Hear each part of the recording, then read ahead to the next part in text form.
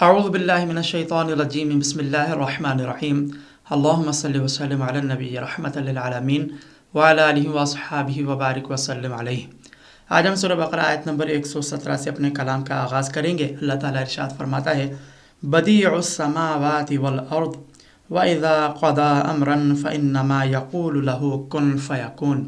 اللہ تعالیٰ ارشاد فرماتا ہے وہ یعنی اللہ تعالیٰ زمین و آسمان کو نئے طرز پر پیدا فرمانے والا ہے، اور جب وہ کسی چیز کا فیصلہ فرماتا ہے تو اس سے صرف یہ فرماتا ہے کہ کن یعنی ہو جا، تو وہ فوراً ہو جاتا ہے۔ اس آیت میں بیان کیا گیا ہے کہ اللہ رب العزت ہی وہ ذات ہے کہ جس نے زمین و آسمانوں کو بغیر کسی نمونے کے، بغیر کسی مادے کے، بغیر آلات و اسباب کے نئے سرے سے پیدا فرمایا ہے۔ زمین و آسمانوں کی تخلیق اس طور پر کی گئی ہے کہ سابقہ زمانوں میں ان کی مثال نہیں پائی جاتی۔ گویا کہ اس آیت میں بھی عقلی طور پر کفار کے اس باطل نظریے کا رد کیا جا رہا ہے کہ جو معاذ اللہ یہ غلیظ عقیدہ رکھتے ہیں کہ اللہ تبارک و تعالیٰ صاحب اولاد ہے۔ اللہ تعالیٰ کو اولاد کی کیا ضرورت، وہ تو صمد ہے، بے نیاز ذات ہے۔